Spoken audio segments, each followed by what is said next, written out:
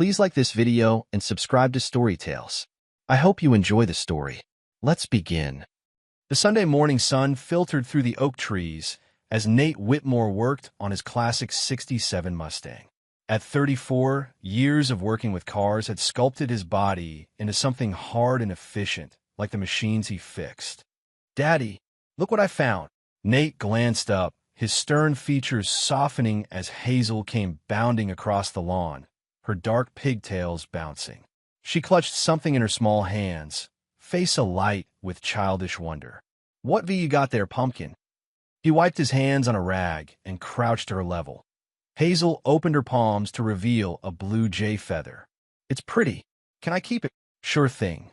Nate tucked the feather carefully behind her ear. "Looks good on you." "Nate." "Hazel, lemonade's ready." Brielle's voice rang from the porch. She stood there in a simple sundress, her honey blonde hair catching the light. To anyone watching, they were the picture of suburban bliss, the hard-working husband, the doting wife, the cherubic daughter. Nate watched his wife as she set the picture down. Something in his gut tightened the mechanic's instinct that could hear a problem in an engine before any diagnostic test could find it. Just a flicker there and gone. "Coming, Mommy," Hazel called, racing toward the porch. Nate followed more slowly, closing the Mustang's hood. He bought the car as a wreck 3 years ago, rebuilding it piece by piece. His business, Whitmore Auto Repair, had started small, but now employed 3 full-time mechanics beside himself. "You've been at it since dawn," Brielle said, handing him a glass of lemonade. Her smile was perfect, practiced Miss Junior Charleston 8 years running before they'd met. "Almost got her purring right," Nate answered, taking a long drink. The lemonade was too sweet, the way Brielle always made it. They sat on the porch, watching Hazel as she chased butterflies across the small yard of their Charleston suburb home. "I was thinking," Brielle said, her voice casual, "maybe we could take Hazel camping next weekend? Just up to Lake Moultrie." Nate nodded. "Could do. Been a while since we got out of the city. I could pack your favorite sandwiches." She placed her hand on his knee, perfectly manicured nails against his worn jeans. Hazel's been asking to go. The day unwound slowly, comfortably. Nate grilled burgers for dinner, while Brielle prepared a salad, and Hazel set the table, standing on a stool to reach. After dinner, they watched a Disney movie. Hazel nestled between them on the couch, her small body warm against Nate's side. When she finally dozed off, Nate carried her upstairs to bed, tucking her favorite stuffed rabbit beside her.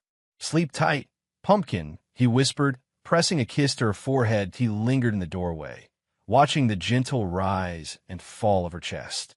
A protective instinct surged through him, the knowledge that he would do anything to keep her safe. Later, as Brielle showered, Nate checked the locks on the doors and windows, a ritual he'd performed every night since Hazel was born. He couldn't have known that in less than 24 hours, his trust would be shattered beyond repair. Nate woke to screaming that he bolted upright, instantly alert. The digital clock read 2:17 a.m. "Daddy, Mommy, it hurts." Hazel's cries cut through him like a blade. He was out of bed and running down the hall before his feet touched the floor, Brielle a step behind him. Hazel sat in her small bed, face contorted in pain, scratching desperately at her arms and neck.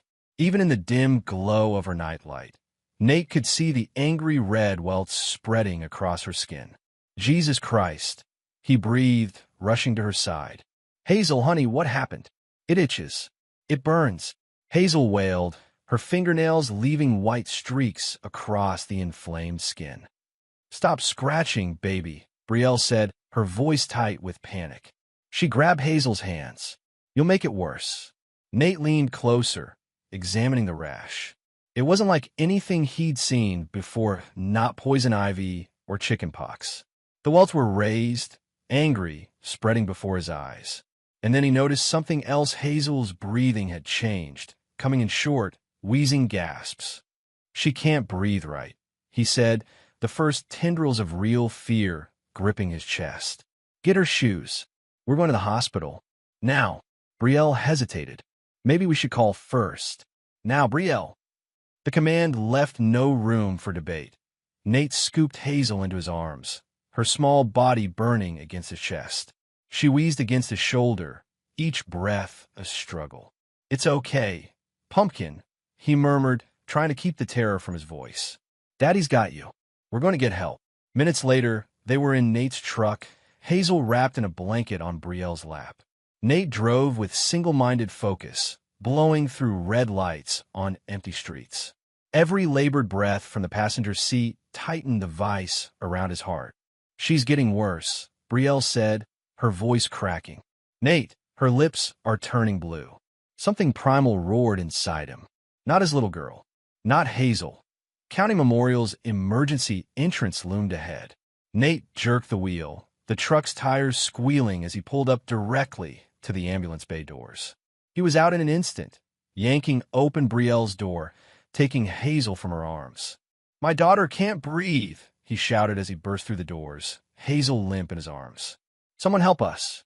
The next few minutes blurred into a chaos of scrubs and stretchers.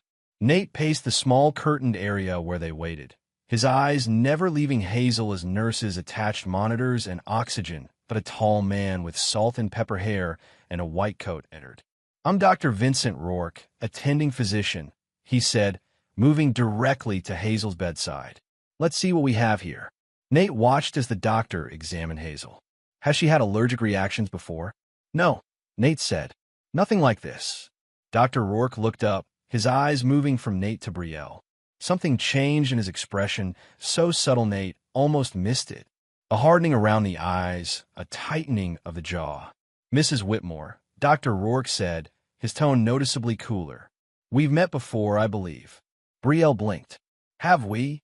I don't recall. I never forget a face," Dr. Rourke said. He turned back to Hazel. "She's having a severe allergic reaction. We need to administer epinephrine immediately and run some tests."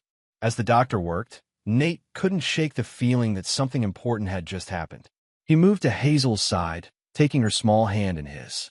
Her breathing was already easier with the oxygen, but the rash remained angry and red. "You're going to be okay, Pumpkin," he promised. "Daddy's here."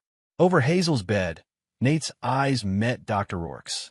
In that brief moment, something passed between them, a warning, unspoken but clear.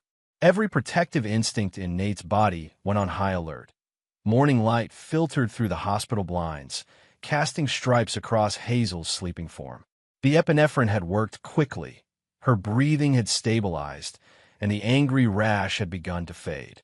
Nate hadn't left her side all night, dozing in the uncomfortable visitor's chair while Brielle went home to gather clean clothes and Hazel's favorite toy. Doctor Rourke entered with a tablet in hand, checking Hazel's vitals. "How is she?" Nate asked, his voice rough from lack of sleep. "Much better. The antihistamines are doing their job. We'll need to keep her for observation today, possibly overnight." Nate nodded, relief washing through him. "Do you know what caused it?" Dr. Rourke glanced at the door before answering. "We're running tests." "Has your daughter been tested for allergies before?" "No, she's never needed it." "Mr. Whitmore, could you help me get your daughter changed into a hospital gown?" The nurses left one earlier. "Sure." Nate stood, moving to the small cabinet where hospital supplies were stored. He reached for the folded gown. Dr. Rourke stepped too close for casual conversation. With a subtle movement, he pressed a folded piece of paper into Nate's hand. "Check her for unusual bruising while you change her," he said loudly, then added in a whisper, "Read this alone." Nate's heart pounded as he slipped the note into his pocket. Together, they changed Hazel into the hospital gown, Nate carefully checking her arms and legs as instructed. There were no bruises, but he couldn't shake the cold feeling spreading through his gut. "I don't see anything unusual," he reported. "Good." Dr. Rourke made another note. "A nurse will be in shortly to collect blood samples. If you need anything, press the call button." When Brielle arrived, her hair perfectly styled despite the early hour, Hazel brightened. "Mommy, there's my brave girl," Brielle said, setting a pink backpack on the bed. "Look what I brought you, Mr. Flopsy, and your favorite pajamas." Nate watched as Brielle fussed over Hazel. Everything about her seemed normal, concerned, attentive. Yet something in Dr. Rourke's manner had planted a seed of doubt. "I'm going to grab some coffee," he said, standing. "Want anything?" In the hallway, he walked until he found an empty waiting area. then slipped into it, finally pulling the folded note from his pocket. His hands were steady as he opened it, but his pulse hammered in his throat. The handwriting was neat, precise. Your wife is hurting your child. Meet me privately tonight. Nate read the words 3 times, his mind refusing to process them. A mistake. Had to be. Brielle would never hurt Hazel, she adored her. But as he stood there, memories surfaced. Hazel's unexplained bruises last month that Brielle had attributed to a fall at the playground. The time she'd been sick after a day alone with Brielle, vomiting violently with no apparent cause. Brielle's increasing secretiveness, the late-night phone calls. His mechanic's instinct, the ability to sense when something wasn't right, screamed at him now. He'd ignored the warning signs, the small discrepancies. If there was any truth to this accusation, he would find out. And God help Brielle if she had laid a finger on their daughter. Night had fallen by the time Hazel finally dozed off, exhausted from the day's tests and examinations. The hospital had grown quiet, the daytime bustle replaced by the soft footfalls of the night staff. Brielle yawned, stretching in the visitor's chair. You should go home, get some real sleep. I can stay with her tonight. The suggestion sent a chill down Nate's spine. After the note, the thought of leaving Hazel alone with Brielle made his skin crawl. I'm fine, he said, keeping his voice neutral. Why don't you go? You've got that new shipment coming to the boutique tomorrow, right? After Brielle left, kissing Hazel's forehead and squeezing Nate's shoulder, he sat in tense silence, watching the minutes tick by. At 11:30, his phone buzzed with a text from an unknown number. Service entrance, 15 minutes. Dr. R. The service entrance was at the rear of the hospital, dimly lit and used primarily by staff. Nate found Dr. Rourke waiting beside a loading dock, a cigarette between his fingers, though it didn't appear to have been lit. Mr. Whitmore. The doctor nodded, pocketing the unused cigarette. Thank you for coming. Cut the crap, Nate said, his voice low and hard. What the hell was that note about? Dr. Rourke's face remained impassive. Let's walk. When they were out of earshot, Dr. Rourke stopped.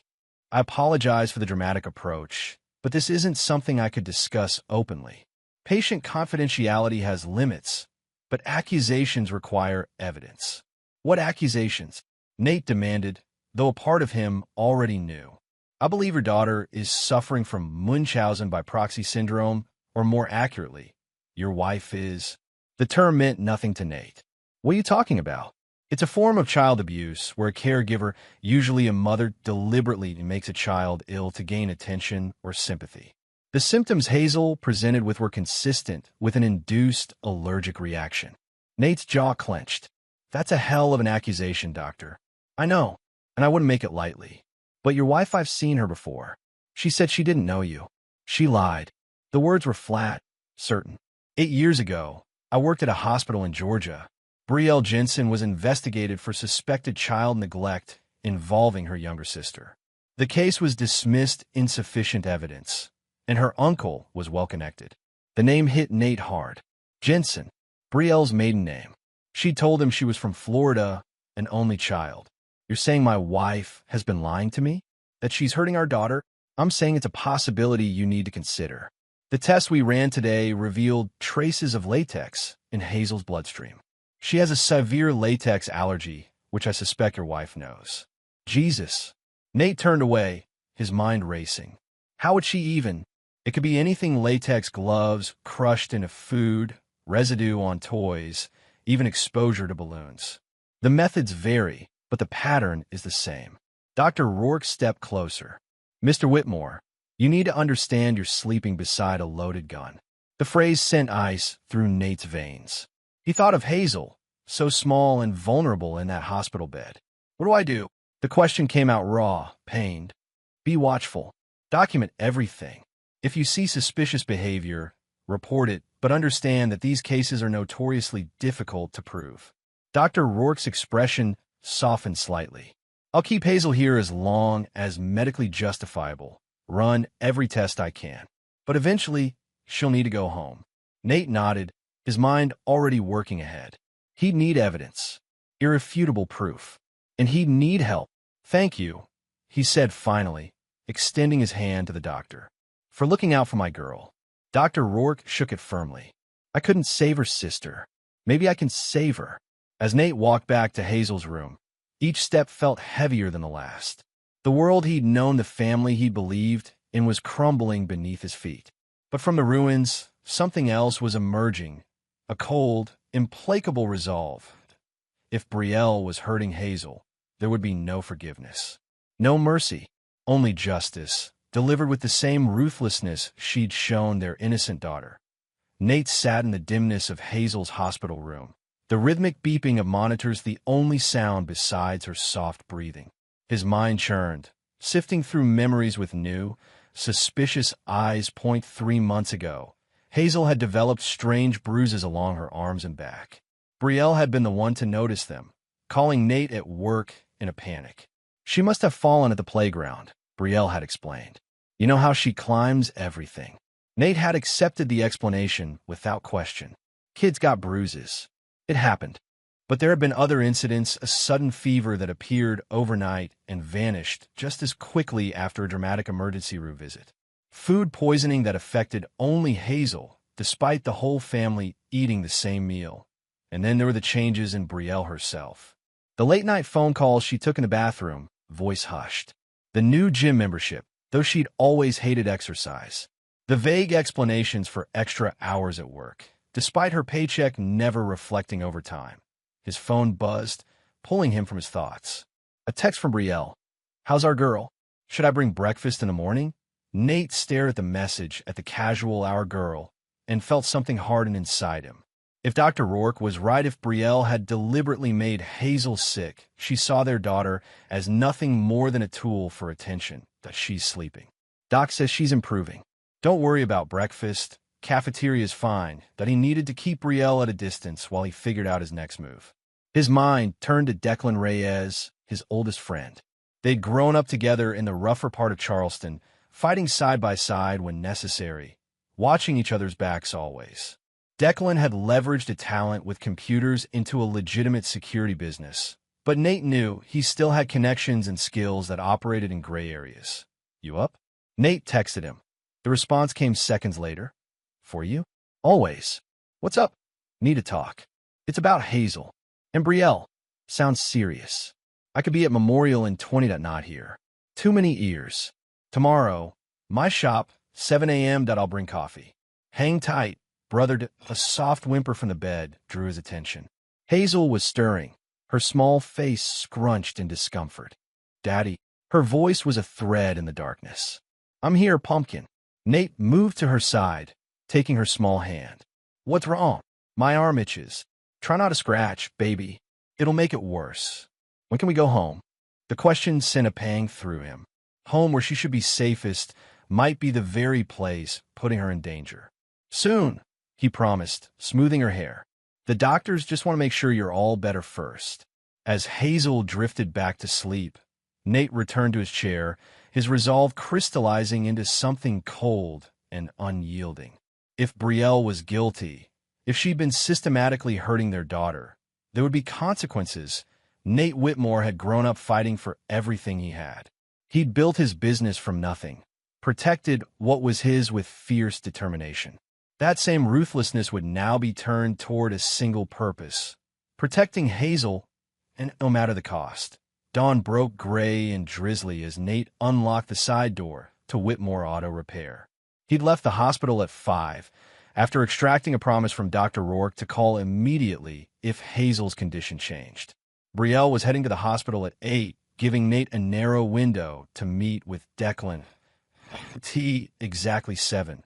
The door opened, and Declan Reyes stepped in, 2 coffee cups in hand and a laptop bag slung over his shoulder. At 35, Declan had the lean build of someone who spent more time behind computers than in gyms, but the military precision in his movements betrayed his 4 years in the Army before starting his security company. You look like hell, Declan observed, handing Nate a coffee. Feel worse. Nate took a grateful sip. Thanks for coming. Since when do I need thanks? Declan set his bag on the workbench. What's going on? Your text had me worried. Nate leaned against a tool cabinet, struggling to frame the unthinkable in words. Hazel's in the hospital. Allergic reaction. Shit, man. She okay? Getting there. Nate's knuckles whitened around the coffee cup. But the doctor pulled me aside. Said he thinks Brielle caused it. Declan went very still. Come again. He recognized her from a hospital in Georgia years ago. Said she was investigated for hurting her sister, something I never knew about because apparently she doesn't have a sister. It's called Munchausen by proxy. Parents who make their kids sick for attention. Jesus Christ. Declan ran a hand over his short-cropped hair. You believe him? Nate set down his coffee, the cup hitting the workbench with a sharp click. I don't want to, but things haven't been right lately. Brielle's been acting strange, secretive phone calls, unexplained absences. And Hazel's had these random health issues that come and go. Declan's eyes, sharp and assessing, studied Nate's face. What do you need from me? Surveillance, Nate said without hesitation. I need to know what she's doing when I'm not around. I need proof either that she's innocent or that she's hurting our daughter. You want me to spy on your wife? I want you to help me protect my daughter. Can you do it or not? Declan's expression settled into something grim and determined. For Hazel? Anything. But you need to understand what you're asking. If I find something, if it turns out Brielle is doing this, there's no going back. I know. Nate's jaw tightened. If she's hurting Hazel, I don't want to weigh back. All right. Declan opened his laptop. Here's what I can do. Hidden cameras in the main areas of your house, living room, kitchen, Hazel's room. Nothing in the bathrooms or your bedroom. I can also set up monitoring on Brielle's phone if you can get me access for about 10 minutes. She leaves it charging by her bedside every night. Password's Hazel's birthday 0417. Simple enough. When can I install the equipment? Tomorrow. I'll make sure Brielle's out of the house. Nate checked his watch. I need to get back to the hospital before she arrives. I can't leave Hazel alone with her. You think she'd try something at the hospital? Nate's expression darkened. I'm not taking chances. Not with my daughter's life. Declan stood, placing a hand on Nate's shoulder. We'll figure this out. If Brielle's innocent, great. But if not, he didn't finish the thought. If not, Nate said quietly, she'll regret the day she ever touched a hair on Hazel's head. One more thing, Declan added as they headed for the door. You should talk to Sheriff Vance. If this goes south, you'll want law enforcement on your side from the beginning. Vance? Why him specifically? He had some run-ins with the Jensen family years back. Might be useful to know what he knows. Another piece of Brielle's hidden past. How many more were there? I'll reach out, Nate agreed. Thanks, December. Don't thank me yet. Declan's expression was solemn. This is just the beginning. As Nate drove back to the hospital, rain beating against the windshield, he felt as though he were heading into a storm, one that had been brewing for years without his knowledge. But storms could be weathered if you were prepared. And Nate intended to be very prepared indeed. 2 days later, Hazel was released from the hospital with a prescription for antihistamines and strict instructions to avoid latex. Dr. Rourke had pulled Nate aside one last time, his voice low and urgent. Keep a close eye on her. Document anything suspicious. And keep my number on speed dial. Nate had nodded, the weight of vigilance settling heavily on his shoulders. I will. Now, watching Brielle move around their kitchen preparing dinner while Hazel colored at the table, Nate fought to maintain a neutral expression. Declan had installed cameras the previous day, tiny, nearly invisible devices tucked into smoke detectors, light fixtures, and even Hazel's favorite teddy bear. His phone buzzed with a text from Declan. Initial setup complete. Monitoring active. Call when you could talk. I need to check on a customer's car, Nate said, standing. Won't be long. Outside in his own truck, Nate called Declan.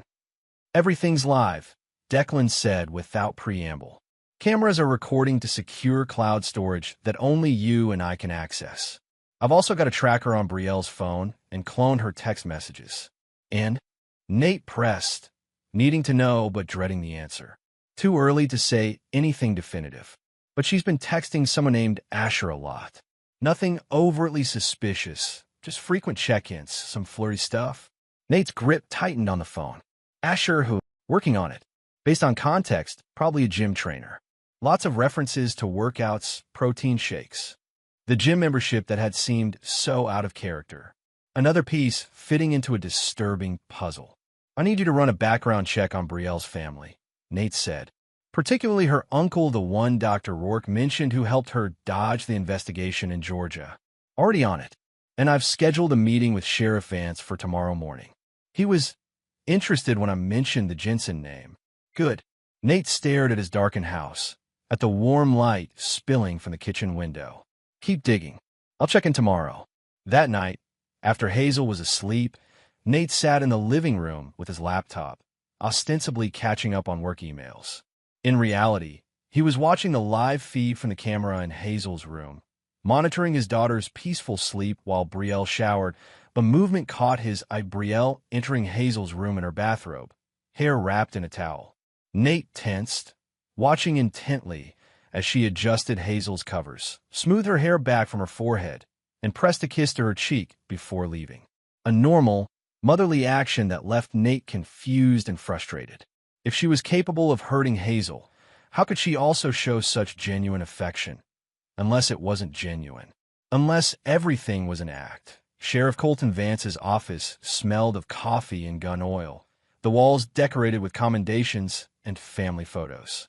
At 48, Vance had the weathered look of a man who'd seen the worst humanity had to offer but hadn't lost his fundamental decency in the process. Appreciate you making time, Sheriff, Nate said, settling into the chair across from Vance's cluttered desk.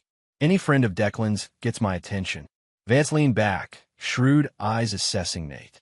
He mentioned this concerns the Jensen family. My wife's maiden name is Jensen. Brielle Jensen. Something hardened in Vance's expression. Calvin Jensen's niece? I don't know, Nate admitted. She never talks about her family. Said they had a falling out before we met. Vance reached for a file drawer, pulling out a thick folder. Calvin Jensen was one of the slipperiest pieces of work I ever encountered. Real estate developer, political connections, rumors of money laundering. Nothing we could ever make stick. He opened the folder, flipping through pages. Had a niece who was always in the background at functions. Pretty blonde thing, around 20 at the time. He slid a newspaper clipping across the desk. It showed a younger version of Brielle, standing beside a silver-haired man at some charity gala. That's her. Nate confirmed, his mouth dry. What's your concern here exactly? Vance asked, his tone careful. Nate outlined the situation: Hazel's mysterious illness, Dr. Rourke's suspicions, the discoveries about Brielle's past. With each detail, Vance's expression grew grimmer. Munchausen cases are notoriously difficult to prove, the sheriff said when Nate finished. And if Calvin Jensen is backing her, you'll face an uphill battle in court. I don't care how difficult it is, Nate said, his voice low and hard. If she's hurting my daughter, I'll do whatever it takes to stop her and make her pay. Vance studied him for a long moment. Declan mentioned surveillance. You got anything concrete yet? Not yet, but we're watching. Keep doing what you're doing. Document everything. And Nate. Vance leaned forward, his voice dropping. Be careful. If your wife suspects, and if she's really planning what this suggests, you and your daughter could be in danger. Back in his truck, Nate called Declan. I met with Vance. He's on board, but we need more evidence. You're in luck, Declan replied. I've been monitoring their text exchanges all morning. Brielle's planning something she's calling a camping trip next weekend. Just her and Hazel. Nate's blood ran cold. What about me? She's going to tell you she booked it as a mother-daughter thing. Special time together. Like hell, Nate growled. This could be our chance, Declan said carefully. If she's planning something, this might be when she does it. We could set up surveillance, catch her in the act. The thought of using Hazel as bait made Nate physically ill. No way. I'm not risking Hazel's safety. What if we had people watching? You, me, maybe one of Vance's deputies he trusts? We'd never let anything actually happen to Hazel. Nate gripped the steering wheel until his knuckles whitened. Let me think about it. And keep monitoring those texts. Will do. Oh, and Nate, the cameras caught something this morning after you left. Brielle went into Hazel's room with what looked like a pair of latex gloves. She was wearing them while handling Hazel's toothbrush. Fury blazed through Nate, white-hot and consuming. Send me the footage. Already did. It's in your secure email. Nate checked the time. Brielle would be at work for another 3 hours, and Hazel was at kindergarten. He needed to see this footage, needed to know exactly what he was dealing with. Inside, he opened his laptop with shaking hands, logging into the secure server Declan had set up. The footage was there, time-stamped from that morning. Nate watched as Brielle entered Hazel's bathroom, a latex glove on one hand. She carefully ran it over Hazel's toothbrush, then replaced the brush in its holder. Her expression was disturbingly blank, clinical almost, as if she were performing a routine task, rather than potentially poisoning her own child. Rage like nothing Nate had ever experienced surged through him. He slammed the laptop closed, breathing hard through clenched teeth. Every protective instinct screamed at him to confront her, to demand answers, to make her pay immediately for what she'd done. But Vance's warning echoed in his mind. Don't confront her. Not yet. These situations can escalate quickly. His phone rang, the screen showing Hazel's school. Nate's heart lurched as he answered. Mr. Whitmore? This is Mrs. Davis from Oak Ridge Elementary. Hazel's developed a rash on her face and hands. She says her toothbrush tasted funny this morning. Given her medical history, we thought it best to call you directly. I'll be right there, Nate said, already grabbing his keys. Don't let anyone else pick her up, especially not her mother. 20 minutes later, Nate held Hazel in the back room of his auto shop, her small face blotchy with an angry rash, but her breathing, thank God, still normal. He'd given her the antihistamine Dr. Rourke had prescribed, and the medicine was working. The toothbrush tasted yucky, Hazel said, leaning against his chest. Like balloons. Latex, just as he'd seen in the footage. I know, pumpkin. Nate smoothed her hair, forcing his voice to remain calm despite the rage boiling inside him. You won't have to use that toothbrush again. I promise. His phone buzzed with a text from Declan. Got new messages. She's talking to Langley about getting the girl out of the way and cashing in. Explicitly mentions the insurance policy. Nate froze. Insurance policy? What insurance policy? He texted back one-handed, the other arm still cradling Hazel. What insurance policy? Declan's response came quickly. Life insurance. $2 million on Hazel. Taken out 3 months ago. Brielle is sole beneficiary. Cold fury washed over Nate, so intense he had to grip his chair to steady himself. Life insurance on a healthy 5-year-old. The implications were too horrific to contemplate. That there's more, Declan added. Asher equals Asher Langley. Trainer at Flex Gym. Has record for prescription fraud and assault. Been seeing Brielle for at least 6 months based on text, an affair. While that would have been painful enough on its own, it paled in comparison to the life insurance revelation. This wasn't just about hurting Hazel for attention. This was potentially something far more sinister. Keep monitoring, Nate replied. I'm taking Hazel to the hospital, then the station. Have Vance ready. Doctor. Rourke's face darkened as he examined Hazel's rash in a private examination room at County Memorial. Definitely another latex exposure, he confirmed, his voice tight with controlled anger. You said her toothbrush? Nate nodded, keeping his voice low so Hazel, who was distracted by a coloring book, wouldn't hear. I have video of Brielle contaminating it this morning. Dr. Rourke's eyebrows rose. You have actual evidence? Cameras, Nate said simply. After what you told me, I had Declan install them. That's proactive. It's my daughter's life. Nate replied, no apology in his tone. Can you document this incident officially? We're going to Sheriff Vance after this. I've already started the paperwork. Dr. Rourke's expression softened as he looked at Hazel. She's lucky to have you, Mr. Whitmore. Many of these cases go undetected until it's too late. The word sent a chill through Nate. Too late. He couldn't allow himself to think about what might have happened if Dr. Rourke hadn't recognized Brielle, if the doctor hadn't warned him. What happens now? Nate asked. Medically, I mean. I'll keep her for observation for a few hours. Make sure the reaction doesn't worsen. The antihistamine you gave her was the right call. Dr. Rourke made notes in Hazel's chart. Has your wife tried to contact you? Multiple times. I told her Hazel was having a daddy-daughter day and turned my phone off. The lie had come easily, but Nate knew it wouldn't hold for long. Good. Keep it that way for now. Dr. Rourke glanced at his watch. I'll have the nurse bring Hazel a snack, and I'll complete the medical documentation. You should call Sheriff Vance. Let him know where we stand. Nate stepped into the hallway, keeping the door open so he could see Hazel while he made the call. Vance, the sheriff, answered on the second ring. It's Nate Whitmore. We got a situation with Hazel. She had another reaction latex again. I'm at County Memorial with Dr. Rourke. Damn. Vance's voice sharpened. You think Brielle's responsible? I know she is. Got on video Declan surveillance, caught her contaminating Hazel's toothbrush with latex gloves this morning. Declan also intercepted texts between Brielle and her boyfriend talking about getting the girl out of the way and the insurance money. A long silence followed. That's enough for me to bring her in for questioning, Vance said finally. But Nate, you need to be prepared this is going to get ugly fast. I don't care. I just want Hazel safe. Understood. I'll send Deputy Mills to the hospital to take your statement and get the documentation from Dr. Rourke. Meanwhile, I'll locate Brielle. She should be at Southside Boutique, that's where she works. Nate wasn't sure what to believe anymore about Brielle's life. Sit tight with Hazel. Don't leave the hospital until my deputy arrives. Vance's tone was firm. And Nate, don't do anything stupid. Let the law handle this. Nate ended the call, his jaw tight. The law. The same law that had failed to catch Brielle years ago when she'd hurt her sister. But he'd play by the rules for now. Hazel's safety came first. Deputy Anna Mills was young, but professional.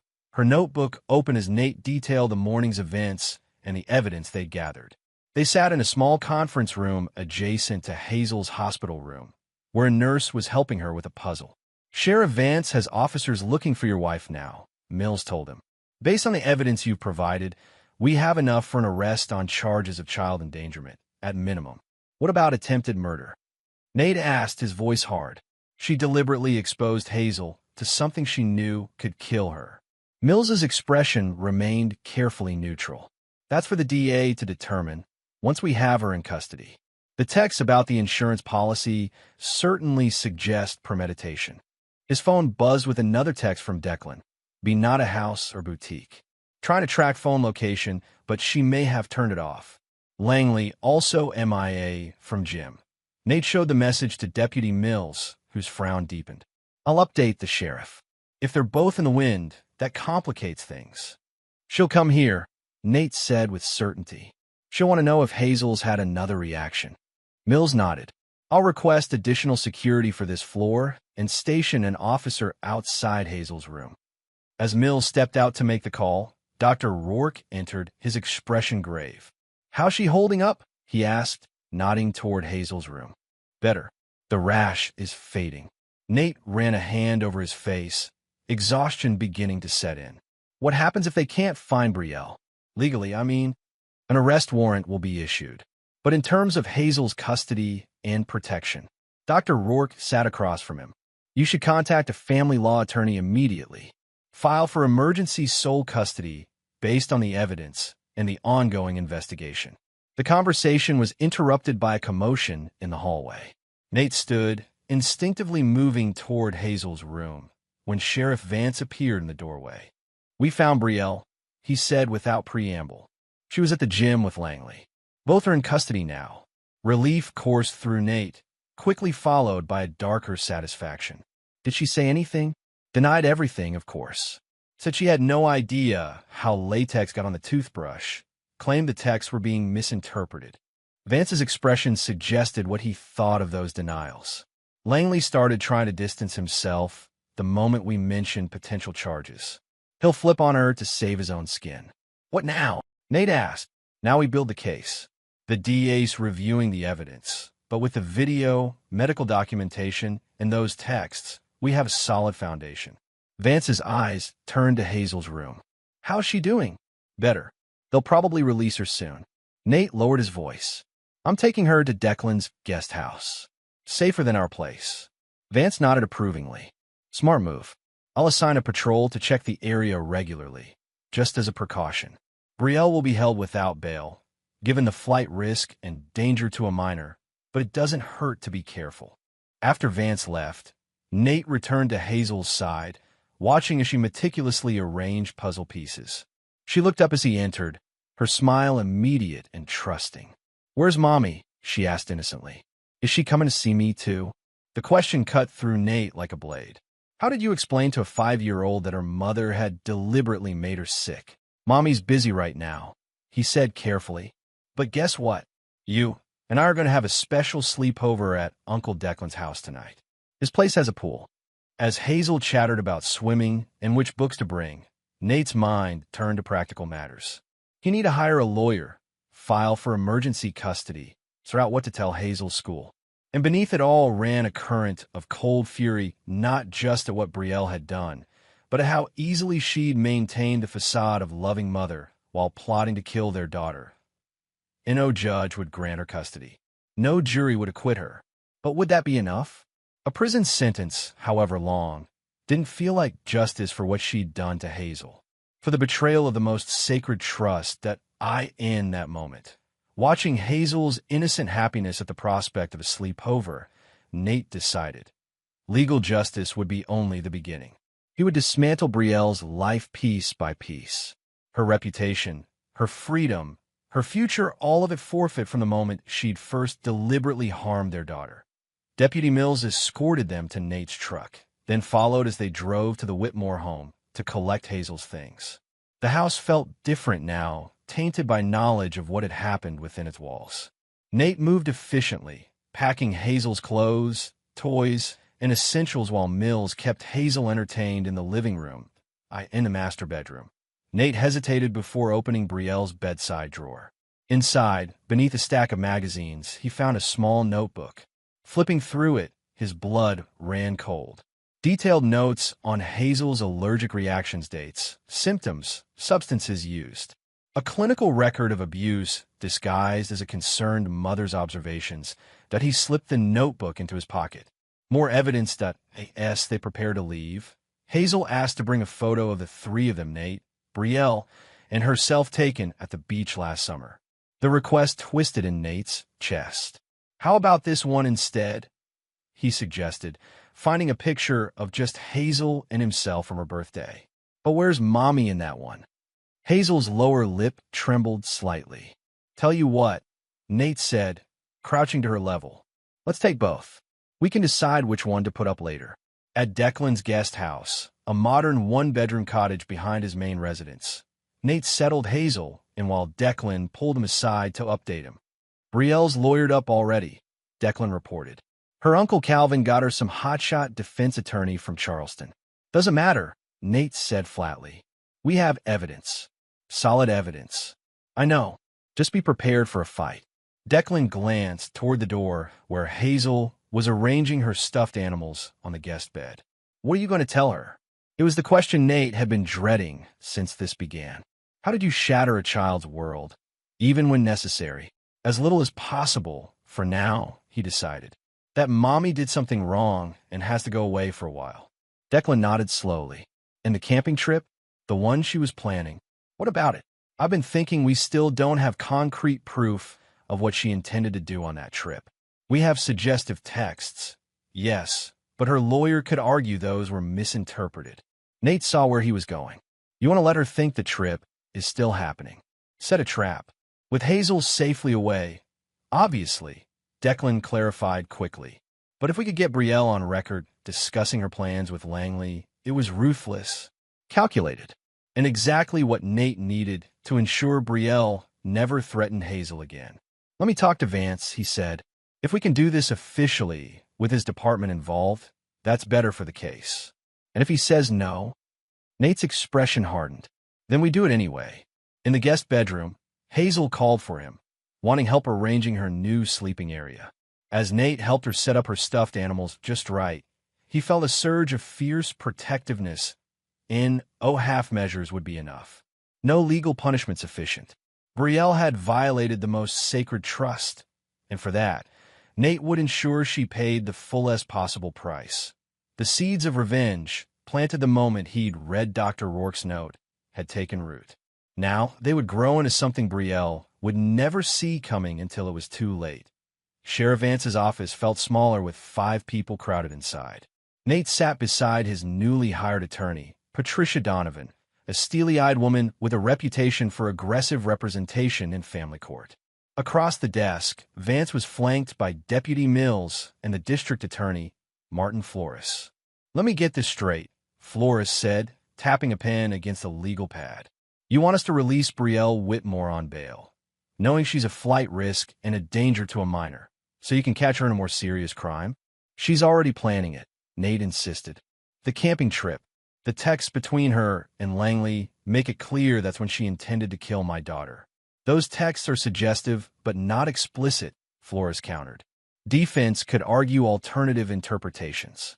What we have now, the latex exposures, the medical evidence, the video, that's enough for serious charges. But not enough to guarantee she'll never get near Hazel again, Nate argued. The most you can prove right now is child endangerment and possibly attempted murder. With her uncle's connections and money, she could get a reduced sentence, be out in a few years. Patricia Donovan cleared her throat. My client's concern is valid. In similar cases, perpetrators have received sentences as short as 5 to 7 years, with possibility of parole. If Ms. Whitmore maintains her parental rights, she could petition for visitation or even partial custody upon release. The thought made Nate physically ill. I won't risk that. Not ever. Vance leaned forward, fingers steepled. What exactly are you proposing, Nate? Let her think the camping trip is still on. Have an undercover officer pose as the bail bondsman her uncle would hire. Release her with an ankle monitor, one that appears functional but that we control. And Langley, Mills asked, keep him in custody, but let her call him. Monitor the calls. She'll reveal more if she thinks she's getting away with it. If she thinks she can still carry out their plan. Flores shook his head. Too many legal gray areas. Defense would cry entrapment. Not if we don't suggest anything, Donovan countered. If she initiates all discussions of her plans, if the actions and ideas are entirely hers, it's not entrapment. Vance sat back, considering. I can't officially sanction this. Too many risks, too many ways it could backfire legally. However, if Brielle's uncle posts bail, which he likely will, we can't legally prevent her release as long as the judge approves it. What happens after that? Well, we can certainly maintain surveillance on a suspect in an ongoing investigation. Flores shot Vance a sharp look. You're walking a very fine line, Sheriff. I'm protecting a child, Vance replied evenly, by whatever legal means necessary. 2 days later, Nate watched from Declan's security room as Brielle returned to their house, escorted by a man in an expensive suit, her Uncle Calvin, presumably. She wore an ankle monitor, her bail conditions stipulating no contact with Hazel and restricted movement. Declan had enhanced the existing surveillance system in the Whitmore home, ensuring every room except the bathrooms was now monitored. Sheriff Vance had officially distanced himself from the operation, but had assigned Deputy Mills to maintain case documentation, which gave them a direct line to law enforcement. She's checking her phone, Declan noted, pointing to one of the monitors. First thing she did after her uncle left. Nate watched as Brielle scrolled through messages, her face expressionless.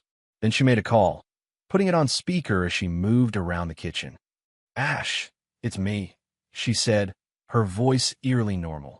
I'm out at home. They've got this stupid monitor on me, but Calvin's lawyer says it's just procedure. Bree, what the hell? Langley's voice came through, clearly the jail call being recorded. The cops are saying you tried to poison your kid. That I was helping you. Don't be stupid, Brielle hissed. They're recording these calls. Just shut up and listen. Calvin's working on getting you out next. The case is weak, just circumstantial stuff. They're trying to scare us. They've got texts, Bree. Our texts. About the money, about the camping trip, which prove nothing, Brielle said smoothly. We can say it was about anything. Vacation plans after a divorce. Whatever. The point is, we stick to the story. I didn't do anything to Hazel. The latex was accidental exposure. The texts were misinterpreted. And the video they mentioned? Of you with the gloves. A flicker of uncertainty crossed Brielle's face. What video? Nate felt a grim satisfaction. She didn't know about the cameras. Didn't know how thoroughly she'd been observed. They said they have video of you putting latex on the kid's toothbrush, Langley pressed. That true? Brielle's expression hardened. They're bluffing. There weren't any cameras in our house. But it doesn't matter. They can't prove intent. Jesus, Bree. This is insane. I didn't sign up for. For what? She snapped. For $2 million? For a fresh start? That's exactly what you signed up for. And nothing's changed. Nothing. She lowered her voice. The camping reservation still stands. 2 weeks from now. Enough time for this to die down. For Nate to let his guard down. Nate's hands clenched into fists as he listened to his wife calmly discussing plans to murder their daughter. Beside him, Deputy Mills made notes, her face carefully professional despite the horror of what they were witnessing.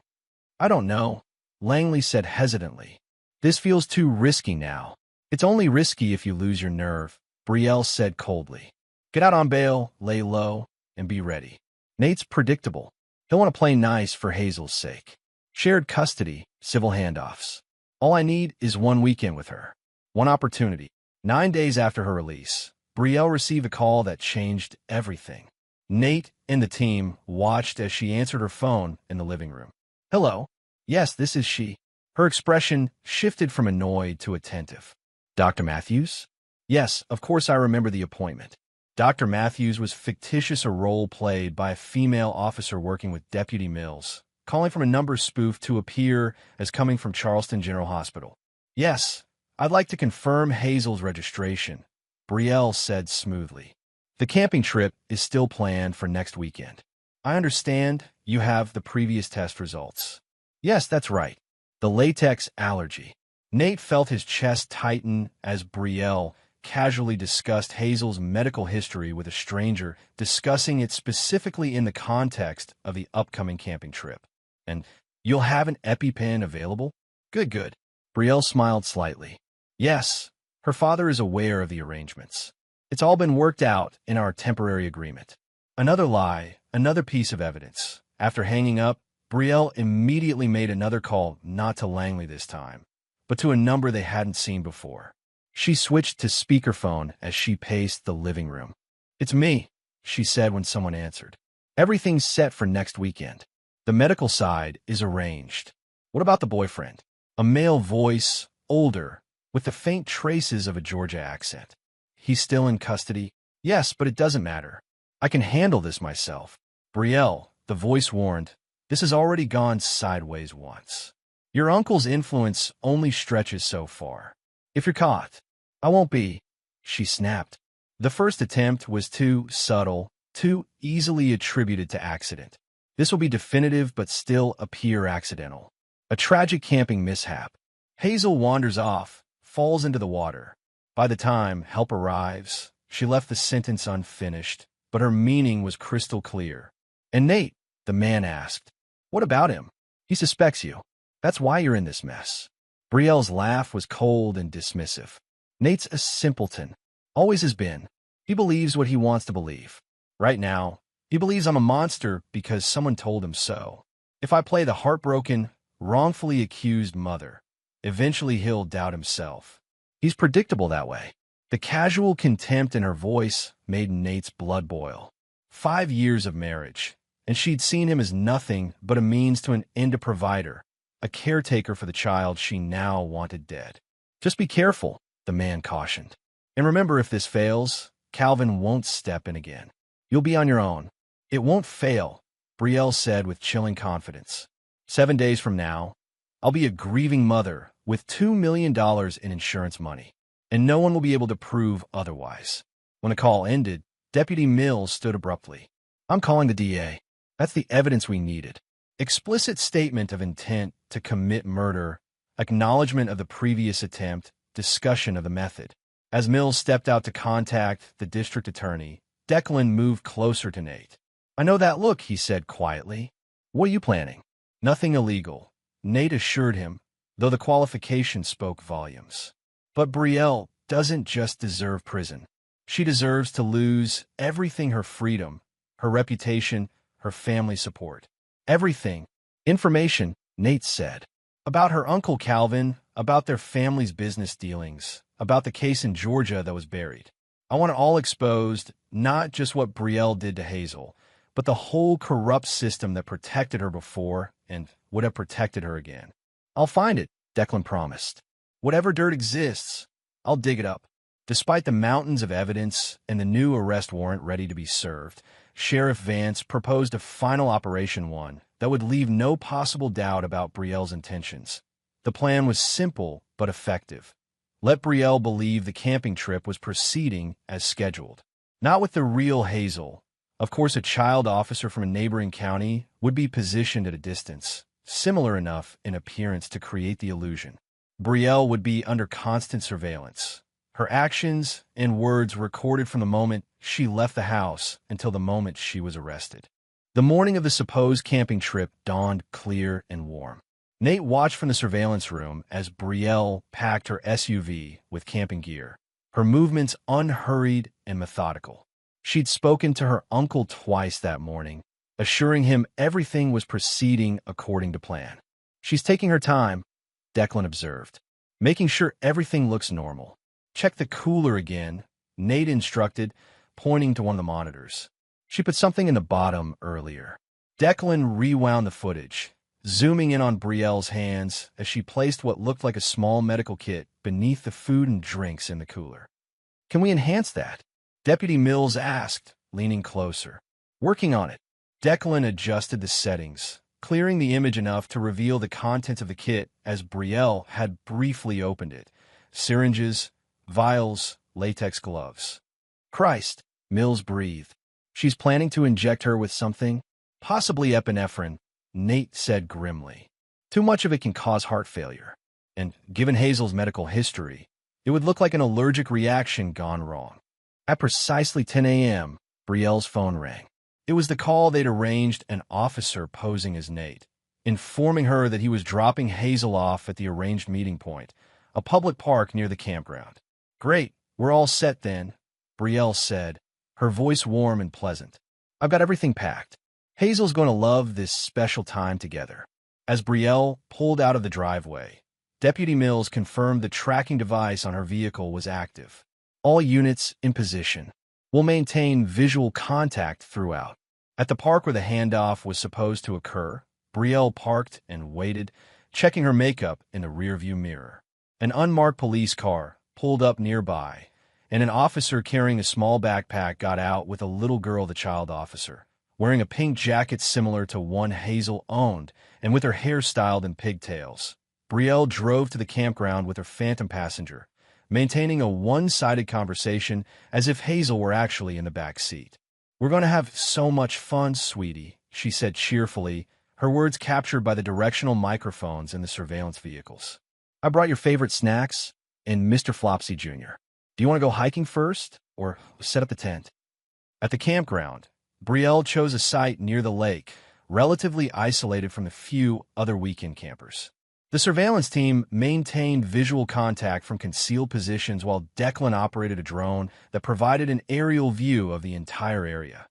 For the next hour, Brielle went through the motions of a camping trip with a child setting up a small folding table, arranging snacks, even reading aloud from a children's book at one point, as though to an audience.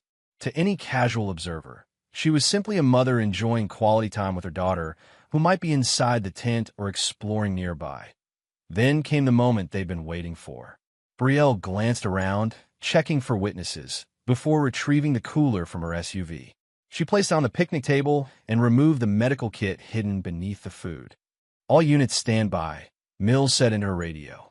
"Suspect is retrieving the medical materials." They watched as Brielle prepared a syringe, filling it from one of the vials. Her movements were practiced, confident this was not her first time handling such equipment. "That's not epinephrine," Nate said suddenly, recognizing the distinctive color of the liquid. "That's potassium chloride. It stops the heart almost instantly. They use it in lethal injections." Mills swore under her breath.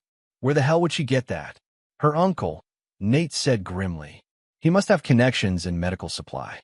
Brielle set the loaded syringe on a napkin and then did something unexpected. She took out her phone and set it up to record video. She positioned it carefully, angled toward the lake shoreline visible just beyond their campsite. "What's she doing?" Declan asked, adjusting the drone to get a better view. "Creating her alibi," Nate realized. "She's going to record herself calling for Hazel, searching for her. Make it look like Hazel wandered off toward the water while she was distracted." Brielle pressed record on her phone, then picked up the syringe and walked toward the shore, calling out in a normal voice, "Hazel, sweetie, where are you? It's time for lunch." She continued the performance, her calls becoming gradually more concerned as she made a show of looking around the campsite. Then, with theatrical precision, she gasped and pointed toward the lake. "Hazel, get away from the water!" she shouted, loud enough for her phone to capture clearly. She began running toward the shore, syringe concealed in her palm. "Move in now," Mills ordered into her radio. "All units converge. Suspect is actively attempting to stage a homicide scene." The response was immediate and overwhelming. Sheriff Vance and 4 deputies emerged from concealed positions around the campsite, weapons drawn. 2 more officers approached from the shoreline. "Brielle Whitmore," Vance called. "Drop what you're holding and put your hands in the air. Now." Brielle froze, the syringe still clutched in her hand, her expression shifting from fake concern to genuine shock. She glanced wildly around, looking for Hazel, finally comprehending that she'd been set up. "Where is she?" Brielle demanded, not dropping the syringe. "Where's my daughter?" "Safe from you," Vance replied steadily. "Drop the syringe, Brielle. It's over." For a moment, something dangerous flashed in Brielle's eyes, a cornered animal desperation. Then, in a smooth motion that no one anticipated, she jammed the syringe into her own thigh. "Officer down," Mills shouted into her radio. "Suspect has self-injected with potassium chloride. Get medical here now." The next few minutes were chaos as deputies rushed Brielle, knocking away the syringe before she could fully depress the plunger. Paramedics, staged nearby for the operation, sprinted to the scene with crash kits and a defibrillator. Nate watched in numb shock as they worked on Brielle, her body convulsing from the partial dose of the lethal chemical. He felt nothing, not satisfaction, not pity, not even anger anymore. Just a hollow emptiness where his feelings for this woman had once lived. "She's stabilizing," Mills reported after an agonizing wait. "They're transporting her to County Memorial under guard. Sheriff Vance is accompanying them." The preliminary hearing was set for 2 weeks after Brielle's arrest. Despite her apparent suicide attempt, medical evaluations had determined she was fit to stand trial, a small victory in what promised to be a lengthy legal battle. Nate sat in District Attorney Flores' office, reviewing the evidence one final time before it would be presented in court. The stack of folders on the desk represented months of Brielle's deception, carefully documented and organized. Medical records showing Hazel's emergent latex allergy, surveillance footage of Brielle deliberately exposing her to the allergen, text messages discussing the insurance policy and plans for the camping trip. "It's overwhelming," Flores admitted, gesturing to the evidence. "In 20 years, I've never seen a Munchausen by proxy case with this level of documentation. The surveillance operation at the campground alone would be enough for conviction." "But," Nate prompted, hearing the hesitation in the DA's voice. "But her uncle has hired Elliot Weber as lead defense counsel. Weber's known for turning straightforward cases into media circuses, finding technicalities, painting defendants as victims themselves." "Brielle is no victim," Nate said flatly. "I agree. But Weber will try to portray her as suffering from mental illness, possibly resulting from childhood trauma." Flores slid a file across the desk. "Your friend Declan found this records from Brielle's adolescence. Multiple hospitalizations for accidents that, in retrospect, appear suspiciously self-inflicted. They'll claim she was mentally ill all along." "Exactly. That she needs treatment, not punishment." Flores leaned forward. "We need to counter this narrative before it gains traction. Show that whatever her past, Brielle's actions toward Hazel were calculated, premeditated, and fully conscious." "How?" "We've subpoenaed her medical records from the last 5 years. If she's never sought psychiatric help, never been diagnosed with any disorder, it undermines the sudden mental illness defense." Flores hesitated. "There's something else. Something Weber doesn't know we have." He opened his laptop, pulling up a video file. This was recovered from Brielle's cloud storage. "We had a warrant for her electronic devices, but this was buried deep." The video showed Brielle sitting in what appeared to be a hotel room, speaking directly to the camera. The timestamp indicated it was recorded 6 months earlier. "If you're watching this," she began, her voice steady and clear, "something's gone wrong with the plan. This is my insurance policy proof that I'm of sound mind and acting with full awareness of my choices." Nate felt his blood run cold as Brielle continued. "Hazel Whitmore is not Nate's biological daughter. She's Asher Langley's child, conceived before I met Nate. He doesn't know he's always believed she's his. I've maintained that lie for 5 years, watching him dote on another man's child." The revelation hit Nate like a physical blow. He gripped the edge of the desk, struggling to process what he was hearing. "The plan is simple," Brielle continued on screen. "The insurance policy pays double for accidental death. 2 million becomes 4. Enough for Asher and me to disappear, start over somewhere new. No one gets hurt except Nate, who deserves it for being so pathetically blind all these years." Flores paused the video, studying Nate's reaction. "I'm sorry you had to learn this way. We only discovered it yesterday during the final evidence review." Nate's mind raced. Hazel, not his daughter? The child he'd raised from birth, the center of his world, a product of Brielle's affair with Langley? "It doesn't change anything," he said finally, his voice rough. "Hazel is my daughter in every way that matters. And this," he gestured to the frozen image of Brielle on the screen, "this proves she was fully aware of what she was doing. No mental illness defense can stand against her own words." "Exactly," Flores agreed. "But there's more." She goes on to detail the entire plan, how she'd been inducing Hazel's allergic reactions as test runs, documenting the dosages needed, planning the camping trip as the perfect opportunity for an accidental drowning. It's all there, in her own words, with no coercion or pressure. Flores resumed the video, and Brielle's cold voice filled the room once more. "I've been careful introducing latex, gradually building up a medical history of allergic reactions. The camping trip is the perfect scenario. Remote location, water nearby, a history of allergic episodes that could explain delayed medical response. Nate will be devastated, of course." Her lips curve in a smile devoid of warmth. "But he'll move on eventually. Men like him always do. There's one more thing you should know," Flores said, opening another file. "We ran the paternity test ourselves, using DNA samples from you, Hazel, and Langley." He slid a document across the desk. "Brielle was lying about that too. Hazel is your biological daughter, Nate. 100%. The test results she planned to leave were falsified." Nate picked up the report, the scientific confirmation of what he'd never doubted in his heart. Relief washed through him, followed quickly by a renewed fury at Brielle's calculated cruelty. She'd planned to take his daughter from him twice over. First through death, then through a lie that would have poisoned his grief. "Weber doesn't know about any of this," Flores continued. "The video or the real paternity results. We're holding it for the preliminary hearing, maximum impact, when she's sitting right there in the courtroom." "Good," Nate said, his voice hard. "I want to see her face when it plays." The county courthouse buzzed with activity as Nate entered through a side door, guided by Patricia Donovan to avoid the cluster of reporters gathered at the main entrance. The preliminary hearing for State versus Whitmore had attracted media attention beyond what anyone had anticipated. Local stations, national networks, even crime bloggers had descended on Charleston for what was being called one of the most disturbing cases of Munchausen by proxy in recent history.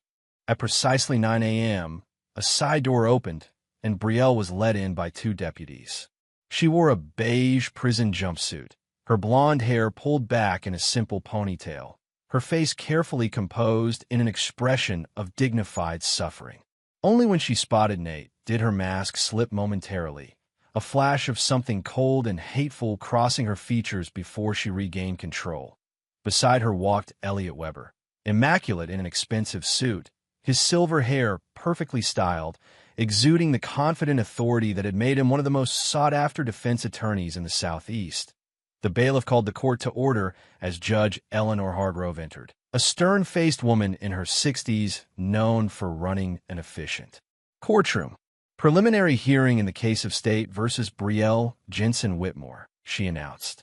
"Charges include attempted murder in the first degree, child endangerment, insurance fraud, and conspiracy to commit murder. She looked over her glasses at the attorneys.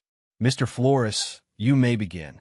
For the next 2 hours, Flores methodically presented the state's evidence. Dr. Rourke's testimony about Hazel's allergic reactions and his prior knowledge of Betrayal from Georgia, medical documentation showing latex in Hazel's bloodstream, surveillance footage of Betrayal contaminating Hazel's toothbrush, and text messages between Betrayal and Langley discussing the insurance policy and camping trip. Throughout, Betrayal maintained her composure, occasionally whispering to Weber or making notes on a legal pad. To those who didn't know better, she appeared the picture of wrongful accusation, a concerned mother subjected to a terrible misunderstanding. That changed when Flores reached the final piece of evidence. "Your Honor, the state would like to present Exhibit 17, a video recording recovered from the defendant's cloud storage pursuant to a valid search warrant." Weber rose immediately. "Objection, Your Honor. As we argued in our motion, this video constitutes private communication protected under." "Objection overruled, Mr. Weber." Judge Hargrove interrupted. "We've already addressed this in chambers. The warrant specifically covered electronic communications, including cloud storage. The video is admissible." Flores nodded to a technician, and the courtroom lights dimmed slightly as a screen descended at the front of the room. The video began playing, Brielle's face filling the screen as she delivered her cold, calculating monologue about Hazel not being Nate's child, about the insurance policy, about her meticulous planning of what she called the perfect accident. A collective gasp rippled through the courtroom. Even hardened reporters looked visibly shaken by the calm, methodical way Betrayal discussed murdering her own child. But the most dramatic reaction came from Betrayal herself. As her own voice described the plan drowning, her carefully constructed facade crumbled.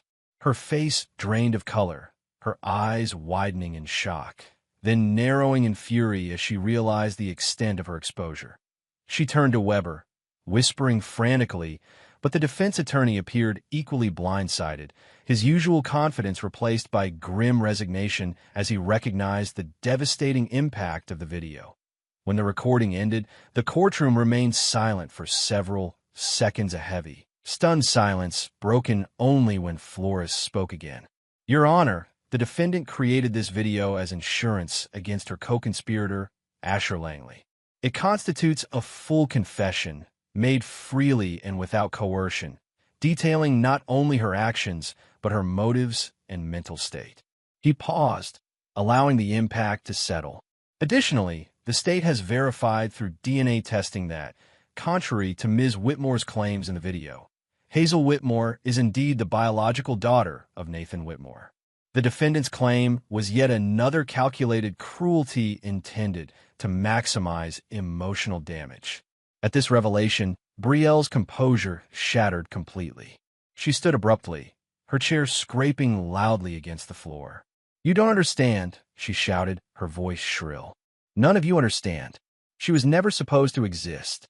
She trapped me in that life with him." She jabbed a finger toward Nate. "Everything was ruined because of her. Ms. Whitmore." Judge Hargrove banged her gavel. "Sit down immediately, or you will be removed from this courtroom." Weber placed a restraining hand on Brielle's arm, attempting to pull her back in her seat, but she shook him off. "It wasn't supposed to be like this," she continued, her voice breaking. "Asher and I had plans before she came along. Then suddenly I was stuck playing happy family in some middle-class nightmare while he built his business. He never even noticed when I started seeing Asher again. Never questioned anything. Just his precious Hazel. Always Hazel." Deputies moved forward as the judge continued to bang her gavel. But Betrayal wasn't finished. "You think I'm a monster?" She laughed, a brittle, unhinged sound. "Ask my uncle where the money for his real estate came from. Ask about the others, my cousin's baby who died of SIDS, my sister who accidentally drowned when she was 12. This is what we do. This is how we survive." She was still screaming as the deputies reached her, secured her arms, and began leading her from the courtroom. Her final words, hurled over her shoulder, struck the gathered crowd silent once more. "She deserved to die, and I'd do it again if I could." 3 months after the preliminary hearing, Nate sat in another government office, this one belonging to family court Judge Martha Daniels. The walls were lined with law books and framed photographs of children's artwork, creating an atmosphere both official and somehow nurturing. Mr. Whitmore, Judge Daniels said, reviewing the file before her, I've examined all the documentation in your petition for termination of Brielle Whitmore's parental rights. The evidence is substantial and compelling. Nate nodded, his hands clasped tightly in his lap. This meeting represented the final legal severance between Brielle and Hazel, a formal recognition that the maternal bond had been irreparably broken by Brielle's actions. Given the criminal charges, the documented abuse, and the recommendations from Child Protective Services and Dr. Lipton, Hazel's therapist, I see no reason to delay this decision. Judge Daniels signed the document before her with a flourish. Brielle Whitmore's parental rights are hereby terminated, effective immediately. Full and sole custody is granted to you, Mr. Whitmore. Relief washed through Nate, releasing a tension he'd carried for months. Thank you, Your Honor. There's one more matter, the judge continued. The request to legally change Hazel's surname from Whitmore to your mother's maiden name, to provide additional separation from the publicity surrounding the case. Yes, Nate confirmed. Hazel's been through enough. Every time she hears her last name at school, it's a reminder. The change would give her a fresh start. Judge Daniels nodded understanding. The request is reasonable and in the child's best interest. From today forward, she will legally be Hazel Montgomery. Outside the courthouse, Declan waited in his car, giving Nate a questioning look as he slid into the passenger seat. It's done, Nate confirmed. Full custody and the name change. Declan clasped his shoulder briefly. That's great, man. One more piece of security for Hazel. And one more link to Brielle severed. Nate added, how's the other situation progressing? Calvin Jensen's empire is crumbling, Declan reported as he pulled into traffic. The Georgia authorities reopened the investigation into Brielle's sister's death based on her courtroom outburst that led them to dig into 3 other suspicious deaths in the extended family. The FBI's involved now, looking at money laundering through Jensen's real estate developments. Good. Nate felt a grim satisfaction at the news. The exposure of the Jensen family's crimes had become a separate crusade, one he pursued with single-minded determination alongside the primary goal of protecting Hazel. There's something else, Declan said, his tone suggesting important news. Weber approached Flores about a plea deal. Brielle's offering to provide testimony against her uncle in exchange for a reduced sentence. Nate's jaw tightened. Flores better not take it. He won't. Not with the video confession and the evidence from the campground. He told Weber that Brielle can cooperate with the investigations into her family, but she'll still face the full charges for what she did to Hazel. There's one more thing you should know, Declan continued. Dr. Rourke called me this morning. His wife, Gwen, apparently knew Brielle years ago, before she moved to Charleston. I remember. He mentioned that when he first recognized her at the hospital. Well, Gwen's been going through old photos, trying to help the Georgia investigation. She found something unexpected. Declan pulled into a coffee shop parking lot and stopped the car, turning to face Nate directly. Brielle had a younger sister who died, that much we knew. But according to Gwen, there was another sister, a middle child who survived. Nate frowned, confused. Brielle never mentioned another sister. That's because the girl was removed from the Jensen home after allegations of abuse right around the time the youngest sister drowned. She was placed in foster care, eventually adopted by a family in another state. Name changed, records sealed to protect her. Why is this relevant now? Nate asked, though something cold was forming in his gut. Declan hesitated. Because Gwen thinks, she thinks the sister might be in Charleston. Might have been here for years. Who? Nate demanded. Who does she think is Brielle's sister? Declan met his eyes directly. Dr. Rourke's nurse. The one who first noticed something odd about Hazel's symptoms and alerted him. Melissa Keene. The name hit Nate like a thunderbolt. Melissa, the quiet, efficient nurse who had been present during Hazel's first emergency room visit, who had gently suggested the latex allergy, who had seemed so supportive throughout their ordeal. That's not possible, Nate said, shaking his head. It's too convenient. Dr. Rourke thought so too at first. but he started looking into her background. Melissa moved to Charleston 6 years ago, right after completing nursing school in Ohio. Her employment records list her as an only child, parents deceased. But there's a gap in her history, a period in her teens that's suspiciously empty. You think she followed Brielle here? That she knew who Brielle was all along? It's a theory, Declan admitted. One that might explain why Dr. Rourke was so quick to recognize Brielle's behavior pattern, why he immediately suspected Munchausen by proxy. Perhaps Melissa had shared her suspicions with him, based on her own experiences with her sister. Spring arrived in Charleston with an explosion of azaleas and dogwoods. 6 months had passed since Brielle's trial, a 3-week legal proceeding that had captured national attention and ended with a verdict that surprised no one. Guilty on all counts. The judge had sentenced her to 30 years without possibility of parole, her uncle Calvin's influence having evaporated in the wake of his own arrest on money laundering charges. Nate sat on the front porch of their new home, a cup of coffee cooling beside him as he watched Hazel navigate her bicycle along the sidewalk. At 6, she was growing more confident by the day, her face screwed up in concentration as she steered around cracks in the concrete. "Look, Daddy, no hands," she called, lifting her arms briefly before quickly grabbing the handlebars again. "Careful, Pumpkin," he called back, smiling despite the momentary flutter of protective concern. Their new neighborhood was quiet, friendly but not intrusive, close enough to Hazel's new school that she could someday walk there on her own. The house itself was nothing special: 3 bedrooms, a small yard, a kitchen that needed updating, but it was theirs, unburdened by the memories that had tainted their previous home. The sound of a car approaching drew Nate's attention. A familiar SUV pulled into the driveway, Declan's vehicle, with Gwen Rourke in the passenger seat and Melissa in the back. They'd been meeting regularly as a small support group of sorts, bound together by their shared experience and their commitment to Hazel's well-being. "Uncle Deck," Hazel called, abandoning her bike on the lawn as she raced to meet them. "Hey, Squirt," Declan said, swinging her up for a quick hug. "Ready for the big picnic?" "Yes. I packed my kite and everything." Today marked a milestone, the first gathering of their expanded family at Hampton Park, a celebration of spring and new beginnings. Dr. Rourke would join them later, along with Sheriff Vance and his wife, and even Patricia Donovan, who had stayed in touch long after the legal proceedings concluded. In the months since their first meeting, Melissa had become a regular presence in Hazel's life, introduced initially as a nurse friend, then gradually as a more complex figure, someone connected to her mother's family, but in a way that represented strength rather than darkness. They were taking it slowly, building trust, allowing Hazel to process the connections at her own pace. They piled into 2 cars and headed toward Hampton Park. Along the drive, Hazel chattered about school, about the science project she was working on, about the friend's birthday party she'd attended the previous weekend.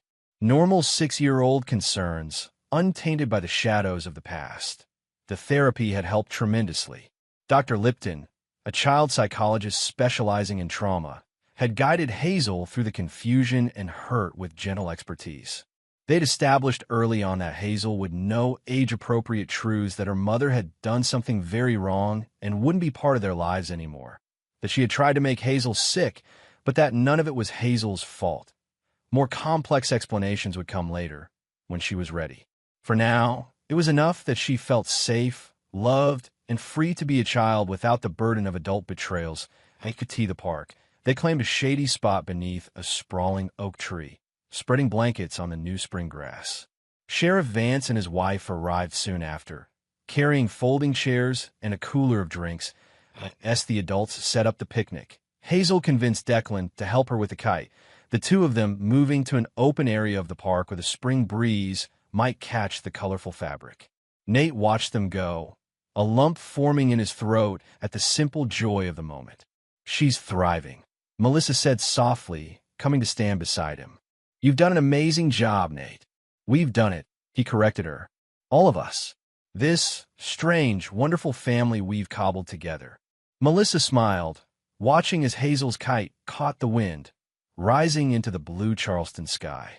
The Jensens built their family on secrets and lies. But this She gestured to the gathering around them. This is built on truth, on choice, on deciding who we want to be rather than being trapped by who we were. Nate nodded, understanding the depth behind her words. They'd both been shaped by Brielle's betrayal, but neither had been broken by it. And neither would Hazel be. As the afternoon progressed, clouds gathered on the horizon, promising a spring shower. They packed up unhurriedly, dividing leftovers and folding blankets with the ease of a group accustomed to working together. Back at home, after the others had departed with promises to gather again soon, Nate helped Hazel hang her damp kite in the garage to dry. The rain had caught them just as they reached the house, a brief downpour that had left them laughing and breathless as they dashed inside. "Did you have fun today?" he asked, helping her out of her rain jacket. "Uh-huh." Hazel nodded vigorously. "Uncle Deck says next time we could bring a Frisbee too. And Miss Melissa's going to teach me how to make those cookies myself." "Sounds like a plan," Nate agreed. "Go change into dry clothes, and we can watch a movie before dinner." As Hazel headed to her room, Nate moved to the kitchen window, watching raindrops pattern the glass while the sun, breaking through the departing clouds, transformed each drop into a prism of light. Brielle was gone from their lives, serving her sentence in a federal facility hundreds of miles away, her uncle's empire dismantled, her family's history of harm exposed and stopped. The legal battle had ended with justice, but the emotional journey continued a path of healing that wouldn't be completed in a day or a month or even year. Yet here they were, finding joy again, building something new from the ruins of betrayal, creating a family defined not by blood or obligation, but by choice and commitment and love. Hazel's voice called from the living room, asking for help selecting a movie. Nate turned from the window, leaving the rain and its memories behind. The future waited imperfect, uncertain, but full of possibility. And they would face it together, father and daughter, surrounded by the family they had chosen and that had chosen them in return. Outside, the storm passed, leaving the world washed clean, ready for whatever came next.